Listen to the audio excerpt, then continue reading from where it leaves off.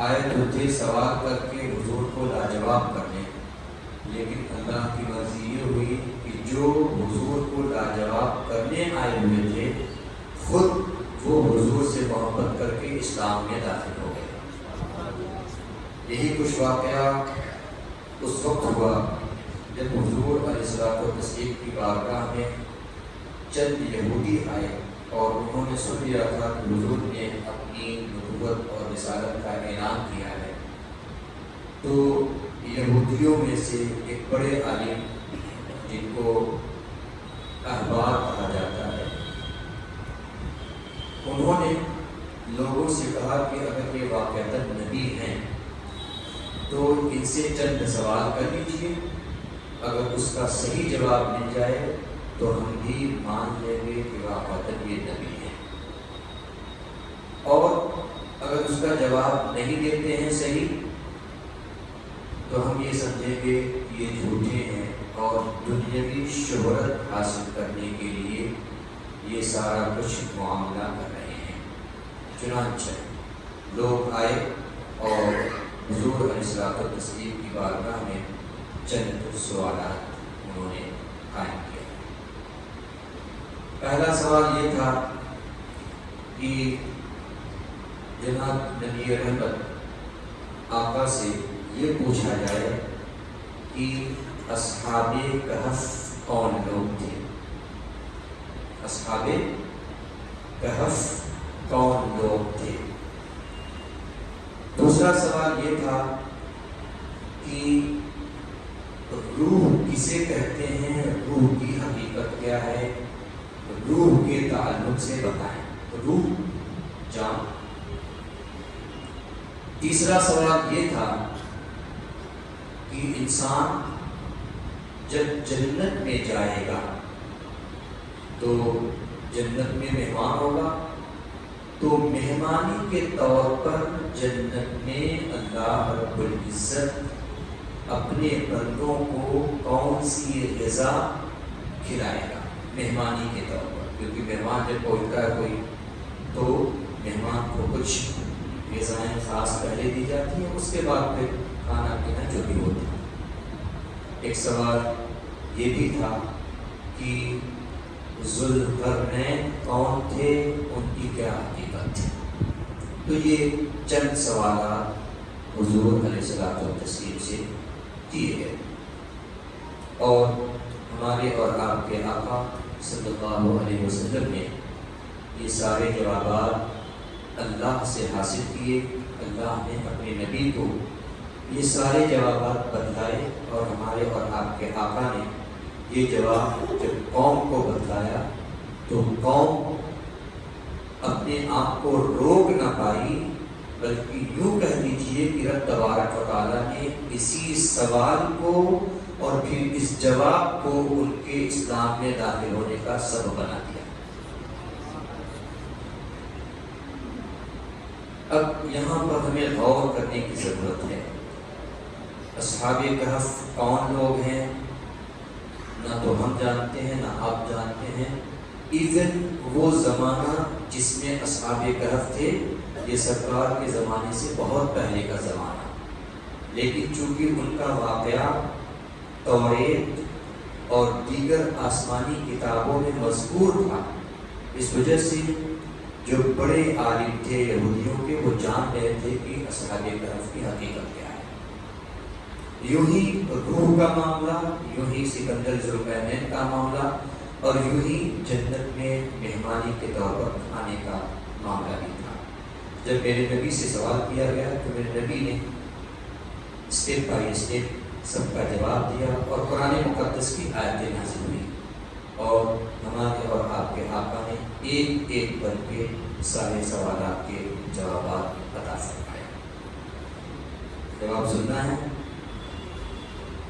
سوال تو آپ نے سمجھ لیا، جواب سن لیجئے تاکہ پھر ہمارا اور آپ کا ایمان اور بھی تازگی سے معطر ہو جائے، اور مزید ہمارا ایمان جو ہمارے نبی پر ہے کہ ہمارے آقا صلی اللہ علیہ وسلم غیب کے جاننے والے ہیں، اور رب تبارک و تعالیٰ نے اپنے محبوب کو غیب کا علم دیا ہے، ہمارا جو عقیدہ ہے کہ اس عقیدے پر اور بھی دلیل فراہم ہو جائے اور ہم یہ کہنے میں حق بجانب ہو جائیں اور کوئی غیر کیا تم سے نہاں ہو بھلا جب نہ خدا ہی چھپا تم پہ کروڑوں.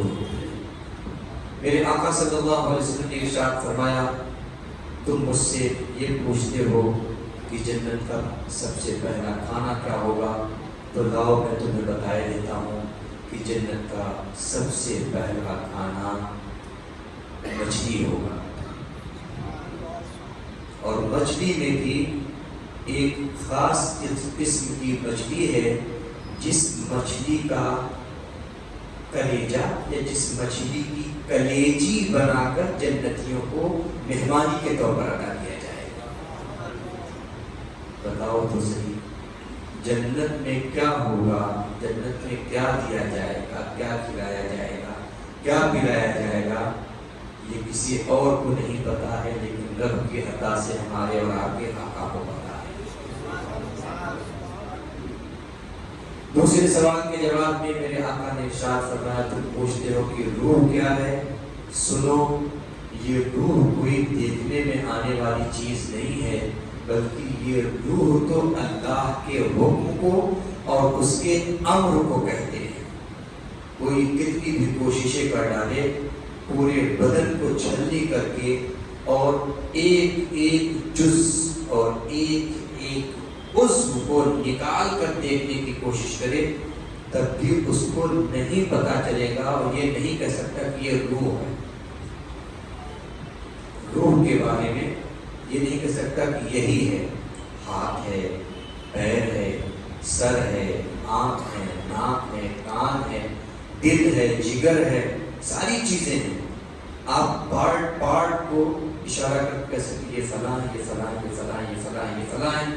یہ دل ہے جو دھڑک رہا ہے، جو ایک مرتبہ جب دھڑکنا شروع ہوا، پہلی مرتبہ جب دھڑکا، جب فرشتے نے آ کر کہا کہ مولا اس کے اندر روح ڈال دی جائے، نہ کہا ڈال دی جائے. کتنی عمر کی جائے، اتنی عمر کر دی جائے. رزق کتنا رکھا جائے، اتنا رزق رکھا جائے. ساری چیزیں کر دی گئی. ایک مرتبہ جب اللہ کے حکم کو یعنی روح کو ڈال دیا گیا تو دل دھڑکنا شروع ہو گیا. اب دنیا کی کوئی سی بھی کیفیت پیدا ہو جائے، آپ خوشی میں ہو تب بھی دھڑکے گا، غم میں ہو تب بھی دھڑکے گا، پریشان ہو تب بھی دھڑکے گا، بہت زیادہ لطف پا رہے ہو تب بھی دھڑکے گا، جگ رہے ہو تب بھی دھڑکے گا، سو رہے ہو تب بھی دھڑکے گا. آپ چاہیں تب بھی دھڑکے گا، نہیں چاہیں تب بھی دھڑکے گا. لیکن اس دل کو آپ روح کا نام نہیں دے سکتے. وہ جو دھڑکن ہے جس کو اللہ چلا رہا ہے اپنے حکم سے، یہ جو حکم ہے اسی کو روح کہتے ہیں. میرے آقا نے ارشاد فرمایا تم مجھ سے روح کے بارے میں پوچھتے ہو تو سن لو یہ روح اللہ کے حکم کا نام ہے. انہوں نے کہا بالکل صحیح بات آپ نے بتائی. سکندر ذوالقرنین کے بارے میں پوچھا تھا کہ یہ کون تھے. میرے آقا صلی اللہ علیہ وسلم نے ارشاد فرمایا یہ ایک بڑی عظمت والی شخصیت کے مالک تھے اور جن کو اللہ رب العزت نے بڑا وقار عطا فرمایا تھا، بڑی عظمت عطا فرمائی تھی. اور عالم یہ ہو گیا کہ وہ شرق و غرب میں سفر کر کے پہنچے، دنیا کے اکثر حصوں میں سفر کیا اور اللہ کے حکم کو ایک علاقے سے دوسرے علاقے تک پہنچایا. اور کبھی کسی قوم کو پایا، کبھی کسی قوم کو پایا، تو انہوں نے اللہ کے حکم کو قوم کے درمیان تک پہنچایا. تینوں چیزیں ہو گئی. اور چوتھی چیز اصحاب کہف کے بارے میں انہوں نے پوچھا تھا. تو پوری ایک سورہ کریمہ جو سورہ کہف کے نام سے موسوم ہے وہ سورت نازل ہوئی اور اس سورت میں اصحاب کہف کی ساری کیفیت بیان کر دی گئی. سننا چاہتے ہیں؟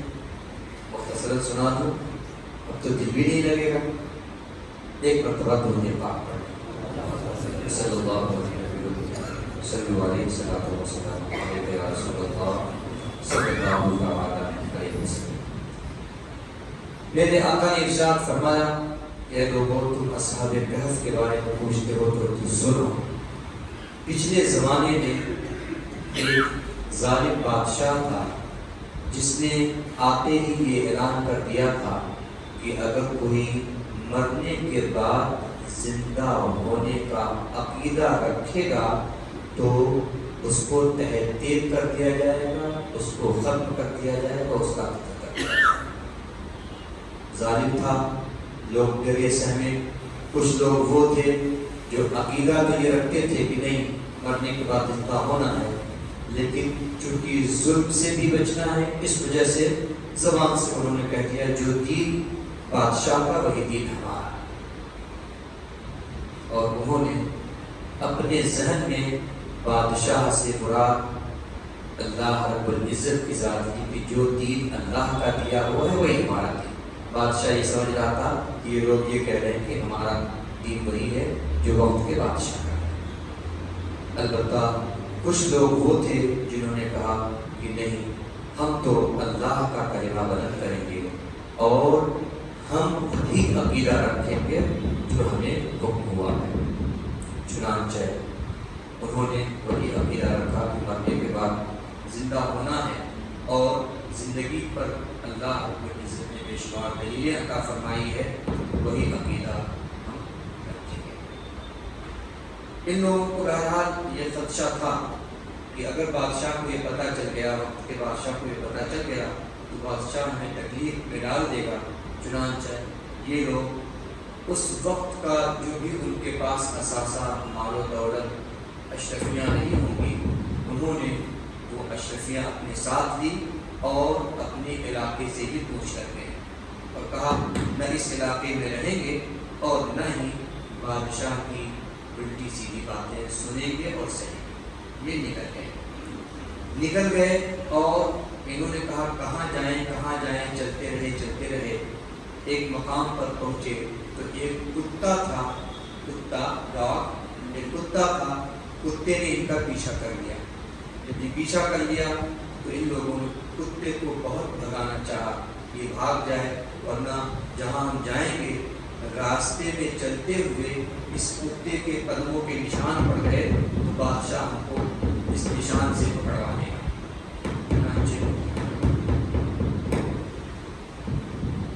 चुनांचे इन्होंने ये अहद किया कि इसको नहीं ले जाना।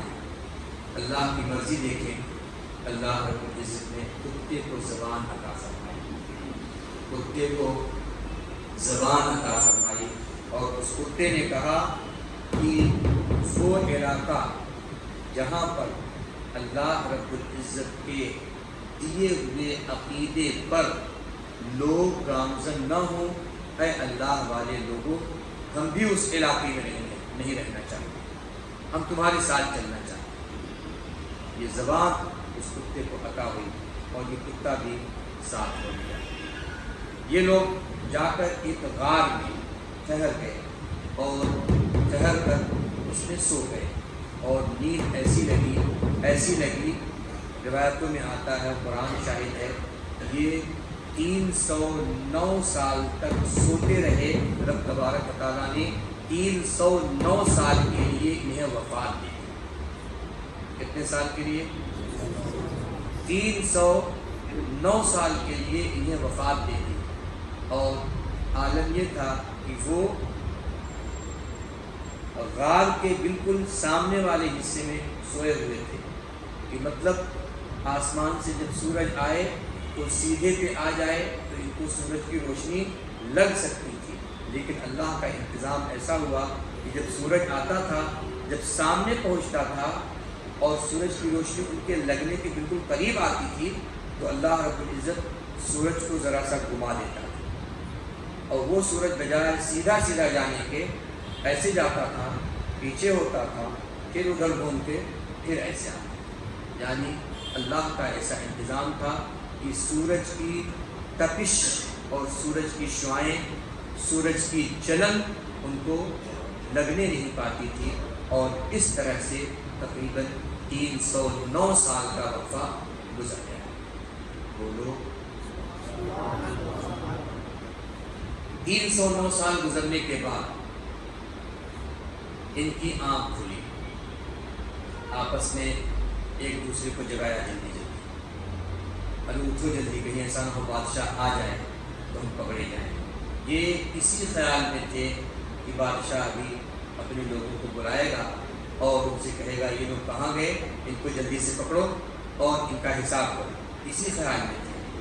اور 309 سال تک سوئے رہے، نہ ان کے ناخن بڑھے، نہ ان کے بال بڑھے، نہ اور کچھ بھی ہوا، بلکہ یوں کہہ لیجیے ان کا جسم جیسے 309 سال پہلے تھا ویسے ہی بعینہ اسی صورت میں 309 سال کے بعد بھی موجود۔ یہیں پر ہمیں یہ عقیدہ ملتا ہے کہ جب اللہ کے ولیوں کو اللہ رب العزت اس طرح سے انتقال دے کر، موت دے کر، وفات دے کر بھی ان کو ان کے جسم کے ساتھ اس طرح سے محفوظ رکھ سکتا ہے، جب ولیوں کا یہ عالم ہے تو پھر نبیوں کا عالم کیا ہوگا؟ ایسے میں وہ لوگ جو کہتے ہیں کہ نبی بن کر معاذ اللہ رب العالمین مٹی میں مل گئے، ان کو قرآن کی سورہ کہف پڑھ کر اپنے عقیدے کو درست کرنا چاہیے کہ جب ولی کے بدن کو اللہ محفوظ کر دیتا ہے تو ولی سے لاکھ درجے بلند ہوتی ہے انبیاء کی ذات، اور ان انبیاء میں سید الانبیاء کی ذات جب ولی اپنی قبر میں رہ کر بالکل بعینہ اسی طرح سے رہ سکتے ہیں جس طرح سے دنیا میں تھے، تو پھر نبی کیوں نہیں رہ سکتے؟ اور پھر سید الانبیاء کا معاملہ ہی سب سے الگ ہے کہ جن کے بارے میں رب تبارک و تعالیٰ نے ارشاد فرمایا وَرَفَعْنَا بَعْضَهُمْ دَرَجَاتٍ۔ نبیوں میں بھی مراتب کے اعتبار سے فرق ہے، کسی کو اللہ نے کریم بنایا، کسی کو روح اللہ کہا، کسی کو خلیل اللہ کہا، کسی کو نجی اللہ کہا، کسی کو صفی اللہ کہا، لیکن قربان جائیں ان سب میں سب سے برتر و بالا اور سب سے افضل و اعلیٰ آنے والی جو ذات ہے اس کو ہمارے اور آپ کے رب نے حبیب اللہ سے پکارا ہے۔ تو جب خلیل اللہ کا یہ عالم ہو سکتا ہے، نجی اللہ کا یہ عالم ہو سکتا ہے، صفی اللہ کا عالم ہو سکتا ہے، کلیم اللہ کو یہ بلندیاں مل سکتی ہے، تو جن نبی کے صدقے میں ان کو یہ بلندیاں ملی ہیں اس نبی کا عالم کیا ہوگا، اس رسول کا کیا عالم؟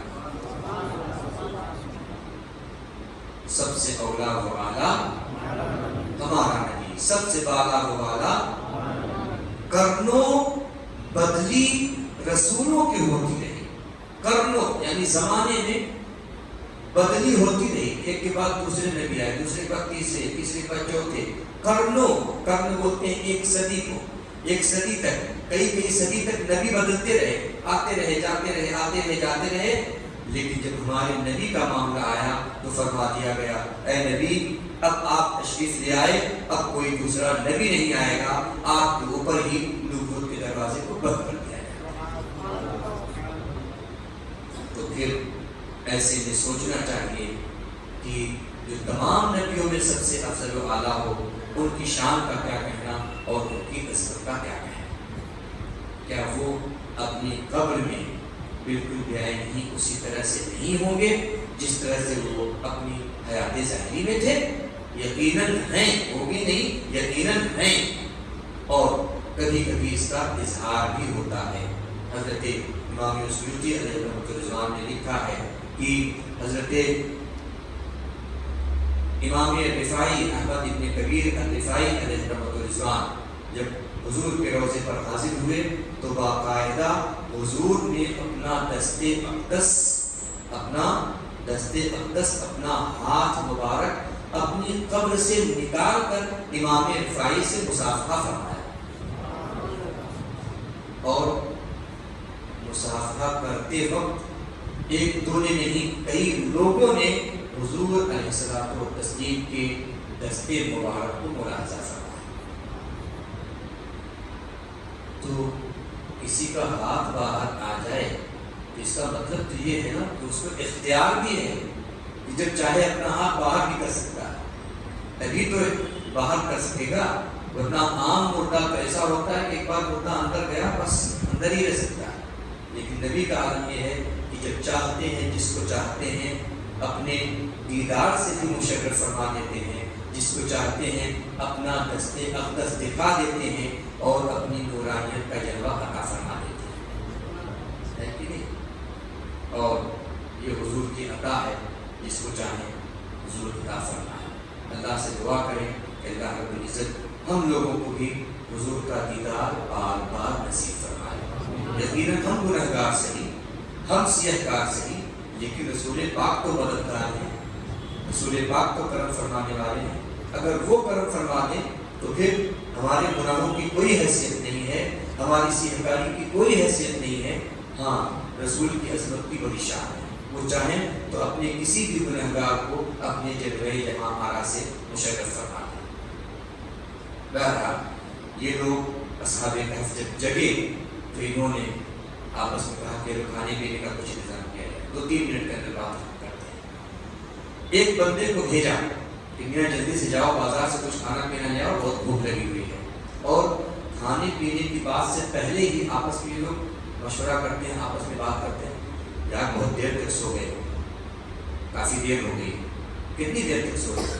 تو اس میں سے کوئی ایک کہتا ہے مجھے لگتا ہے کہ پورا دن ہم لوگ سو گئے، پورا دن ہم لوگ سوئے رہ گئے. دوسرا کیا نہیں، پورا دن نہیں، میرے خیال سے آدھا دن سوئے.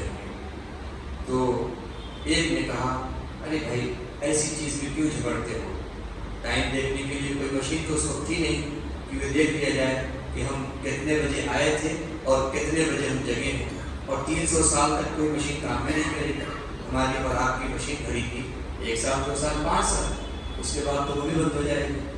لیکن ان لوگوں نے آپس میں یہ کہا بھائی اس پہ لڑنے جھگڑنے سے کوئی فائدہ نہیں ہونے والا ہے، اللہ جانتا ہے کہ ہم کتنی دیر تک سوئے ہیں، ابھی کھانے پینے کا انتظام ہو. اللہ کی مشیت دیکھیں، جب تک یہ سوئے رہے، جب تک یہ موت کی آغوش میں رہے، بھوک بھی نہیں لگی. اور جیسے ہی جگہ رب تبارک تعالیٰ نے دنیاوی جو اثرات ہوتے ہیں ان کے اوپر ڈال دیا. بھوک لگی. ایک بندے کو اس زمانے کا پیسہ جو سونے کا یا چاندی کا ہوتا تھا اس کو لے کر دیا کہ جاؤ بازار سے اچھا صاف ستھرا کھانا لے آؤ. ہاں لیکن دھیان دینا زیادہ ہم لوگوں کے تعلق سے کوئی بات مت کرنا، کوئی کچھ پوچھے پاچھے بتانا مت، بس کہنا کھانا دو، ہم لوگ کھانا لینے آئے ہیں اور اپنا کام کر واپس آیا. اب یہ بندہ جب بازار گیا، ظاہر سی بات ہے آپ کا شہر بمبئی ہے، بمبئی میں آج کچھ ہے، 10 سال کے بعد پہنچے تو وہ کچھ ہوتا ہے، اور 20 25 50 سال کے بعد پہنچے تو جہاں کچھ نہیں ہوتا ہے وہاں بڑی بلڈنگ ہو جاتی ہے، اور جہاں ایک بلڈنگ ہوتی ہے وہاں 10 20 سال کے بعد 10 بلڈنگ ہو جاتی ہے. اور اگر کہیں 50 سال کے بعد کوئی پہنچے تو پتہ چلے گا وہ علاقہ ہی پورا بدل گیا. میں کینیڈا گیا، کینیڈا سے جب 2-3 سال کے بعد واپس آیا تو ہمارے بمبئی کی ایئرپورٹ کا نقشہ ہی پورا چینج. میں نے کہا اللہ ابھی کہیں ایسا تو نہیں کہ ہم لندن کے اندر پہنچے ہوئے، اتنا اچھا بنا دیا. جب جا رہے تھے تو اس کی کیفیت بہت اچھی نہیں تھی، لیکن جب آئے سبحان اللہ. اور پھر جب اپنے علاقے شہر میں پہنچے تو روڈ پہلے خستہ تھی، اور جب پہنچے ہیں تو وہ خوبصورت شاہراہ، وہ اچھی سڑک، بیچ میں کھجورے اور بیچ میں اچھی لائٹنگ، ایسا لگ رہا تھا رات کے وقت میں، ایسا لگ رہا تھا کہ ہم ابھی امریکہ سے واپس نہیں آئے بلکہ امریکہ ہی میں کہیں چل رہے ہیں. کیوں؟ 2-3 سال کے اندر تبدیلی ہوئی. ایسی جب یہ لوگ کھانے والے کو بھیجتے ہیں اور وہ جا کر دیکھتا ہے کہ صاحب یہاں کھانے کی دکان تھی، دکان نہیں دکھ رہی ہے، یہاں فلاں چیز تھی وہ نہیں دکھ رہی ہے، تو بہرحال اس نے سوچا کہ اس سے کیا غرض ہو سکتا ہے، میرے ذہن میں غفلت ہو، مجھے سمجھ میں نہیں آ رہا ہے. جب جا کر پہنچا تو دیکھا وہاں کے لوگوں کی زبان بھی بہت حد تک بدل چکی تھی. ظاہر سی بات ہے زبان میں بھی تبدیلی آتی ہے، نئے نئے الفاظ آتے ہیں، زبان کبھی کبھی اکثر بدل جاتی ہے. آپ 10 سال 20 سال پرانی اردو دیکھ لیں، کہیں سے کہیں تک انگلش کی کہیں سے کہیں تک کوئی ملاوٹ نہیں، کوئی آمیزش نہیں. لیکن آج عالم یہ ہے کہ کہ آپ کے شہر بمبئی کا کوئی اچھا پڑھا طبقہ ہو اور اس کا کوئی فرد ہو، اس سے آپ بات کرنے لگے تو اس کی تہذیب میں، کلچر میں یہ چیز داخل ہو گئی ہے کہ وہ بات تو اردو یا ہندی میں کرے گا، لیکن الفاظ انگلش کے اتنے زیادہ اس کے اردو اور ہندی زبان میں ہوں گے کہ کبھی کبھی عام آدمی اس کو سمجھ بھی نہیں پائے گا، ہے کہ نہیں؟ تو اسی طرح سے یہ جب بندہ پہنچا تو زبان بہت حد تک بدل چکی تھی. اس نے سوچا سب کیا چل رہا ہے، اور جب اس نے کھانا مانگا تو کھانا لے لیا. کھانے کے بعد جب اس نے پیسہ دیا تو ظاہر سی بات ہے ہمارے یہاں تو ہر سال 2 سال پہ نوٹ بدل رہی ہے. 2000 والی نوٹ آتی ہے، 1 سال کے بعد اس کا کام ختم ہو جاتا ہے. 1000 والی نوٹ آتی ہے، 1 سال کے بعد اس کو ختم کر دیا جاتا ہے. 500 والی نوٹ کو ختم کر کے دوسری 500 والی لائی جاتی ہے. یہ 5 سال کے اندر ہم نے بہت کچھ دیکھا ہے، بہت ساری چیزیں بدلتی جا رہی ہیں. اللہ کرے کہ وہ بھی بدلے جس نے سال کو بدلا ہے، اللہ کرے کہ وہ بھی بدلے. بہرحال یہ بندہ جب پہنچا اور اس نے کھانا لیا اور اس کے بعد کھانے کے بعد جب پیسہ دیا تو جس کو پیسہ دیا تھا اس نے جیسے ہی پیسہ دیکھا اس نے کہا ہو سکتا ہے میاں کو اچھی دولت ہاتھ لگی اور اس کو پکڑ لیا.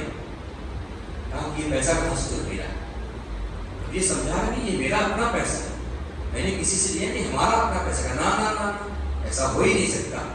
اس پیسے کا رواج اور چلن تقریباً 400 سال پہلے تھا، تقریباً 400 350 سال پہلے اس کا رواج تھا.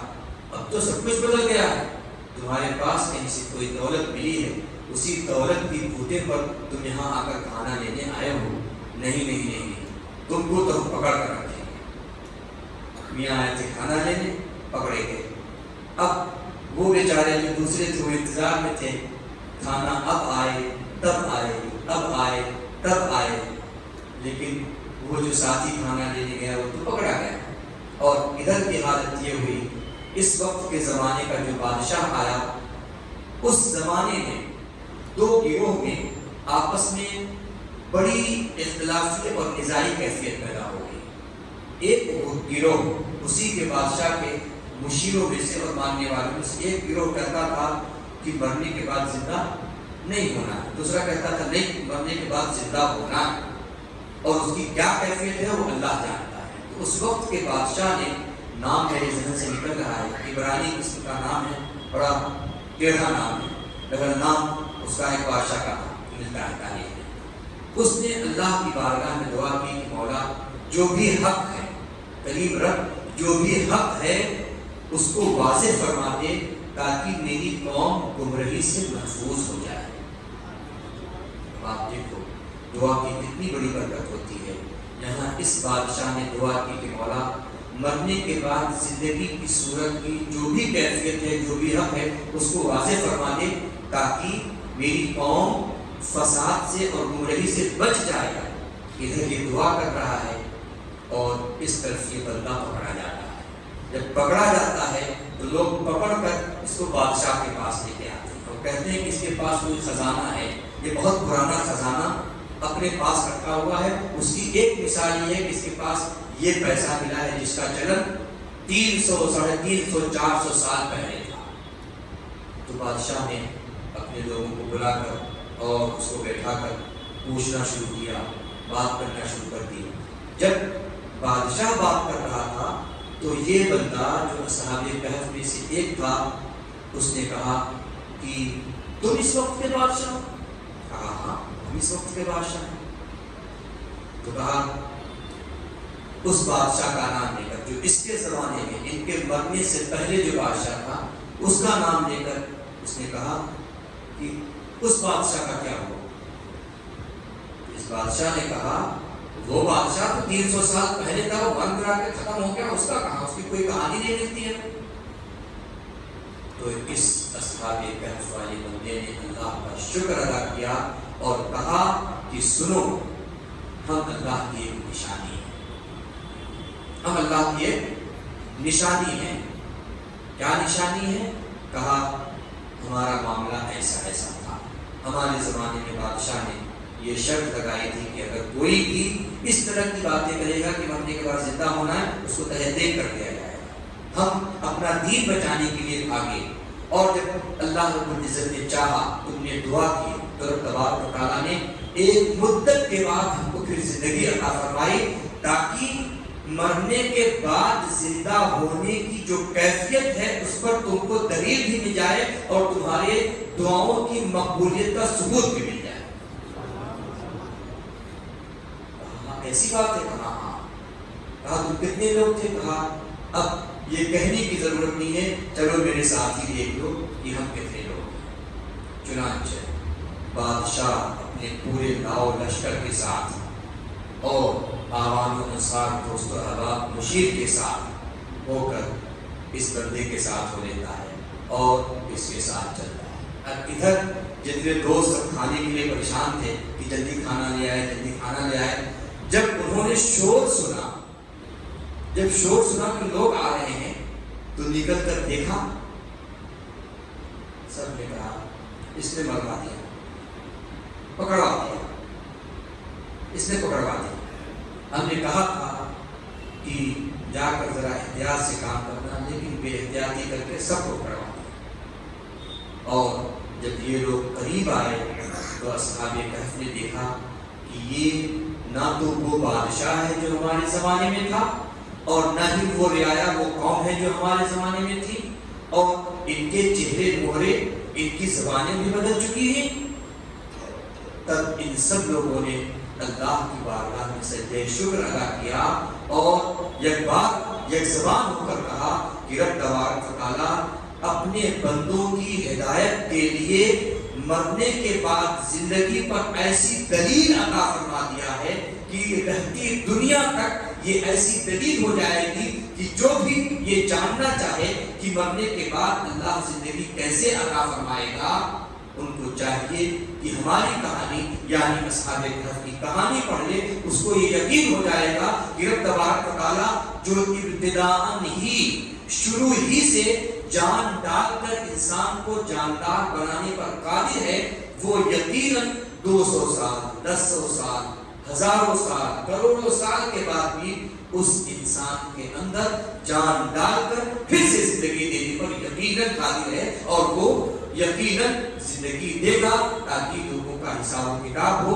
اور پھر حساب و کتاب کے بدلے میں رب تبارک و تعالیٰ انہیں جنت یا جہنم عطا فرمائے گا۔ رب تبارک و تعالیٰ اس طرح سے اپنے بندوں کی ہدایت بھی عطا فرماتا ہے اور ہدایت کے ساتھ ان کے عقیدے کی حفاظت کا اہتمام بھی فرماتا ہے۔ اور مزے کی بات بتاؤں کہ جب وہ لوگ آئے، بادشاہ کے لوگ آئے اور بادشاہ نے اصحاب کہف سے ملاقات کی، سب سے ملنے کے بعد بڑی خوشی کا اظہار کیا، اور سارا معاملہ جب ہو گیا تو ان اصحاب کہف نے کہا کہ جب ہم اللہ کی نشانی ہیں تو اب ہمیں اللہ کی نشانی کے طور پر ہی رہنے دیں، ہم کو اس غار کے اندر ہی جانے دیں، ہم چاہتے